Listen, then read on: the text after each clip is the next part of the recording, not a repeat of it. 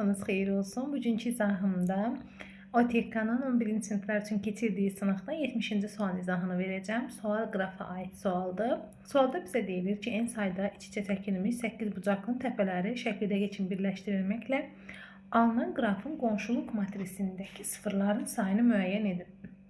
Ümumiyyətlə baxsaq görərik ki, deməli bu 8 bucaqlıdan söhbət gedir. Əgər 8 bucaqlıdırsa, deməli bunun 8 dənə təpəsi var.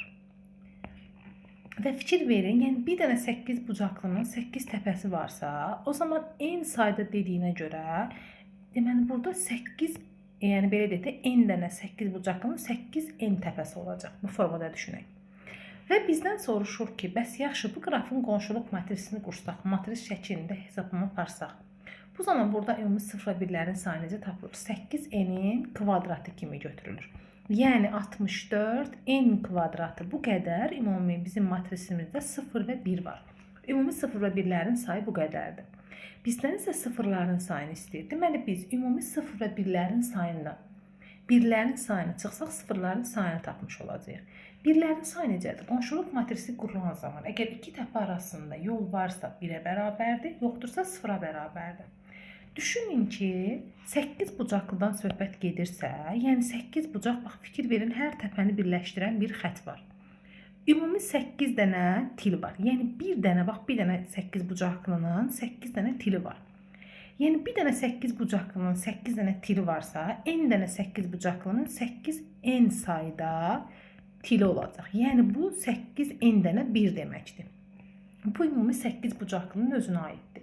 Bəs axı bu 8 bucaqlıları bizə n dənədir. Hər dəfədə n dənəni birləşdirəcək, onların birləşmə nöqtələri var. Yəni birləşmə xətləri var. Baxın, hər dəfə birləşmə xətləri var. Bilmir yaxı bu n də neçə dənədir, yəni bura hara qədər gedib. Və hər birinin birləşməsi var. Fikir versək görərik ki, məsələn, bax, birinci 8 bucaqlı ilə ikinci 8 bucaqlını birləşdirmək üçün bir dənə bizə birləşdirmə xəttindən istifadə olunub. Daha sonra tutaq ki, 3-cü 8 bucaqlını çəkəndə, bax, burada bunun üçün ikinci bir, belə deyək də, birləşdirmə xəttinə. 4-cü 8 bucaqlını çəkəndə 3 dənə birləşmə xətti. Aha, buradan nə nəticəyə gəldik? Buradan gördük ki, deməli, yəni fiqurların sayı artdıqca, onları birləşdirən təpələrin sayı, yəni xətlərin sayı daha doğrusu bir vahid azalır. Yəni, n dənə 8 bucaqlı varsa, o zaman onları birləşdirmə xətləri n-1 dənə olacaq. İndi baxın, n-1 dənədirsə, 8 dənədirsə, deməli bu nə olacaq? 8 vurulsun n-1. Bu da edəcək nə? 8n çıx 8. Yəni 8n çıx 8 dənə birləşdirmə xətləri var. Və o birləşdirmə xətləri də özü də tillər adlandığına görə bunlar da tildi də 1 kimi götürülür. Deməli 8n çıxılsın 8 dənə bizim nəyimiz var? Belə deyək ki, birimiz var. Bu birləşdirmə xətlərinin sayındakı olan birlər, bu isə ümumi 8 bucaqlının özündə olan birlərin sayı. Ümumi o zaman neçə dənə 1 olacaq? 8n üzərə gəl, 8n çıx 8. Bu deyilir 16n çıxılsın 8 kimi. Fikir versək görərik ki, hər təpədən isə, baxın bir dənə təpəni götürsək, hər təpədən isə tillərimiz çıxır iki formada. Zaten biz bunu götürmürük, çünki birləşdirmə xətlərini hesabladıq. Birləşdirmə xətləri burada hesablanır. 2 dənə til çıxdığına görə, deməli, nəyə vuracaq? 2-yə vuracaq bu ümumi birlərin sayını. 2 vurulsun 16n çıxılsın 8, bu deyilir 32n çıxaq 16. Bu ümumi bizim birlərimizin sayı.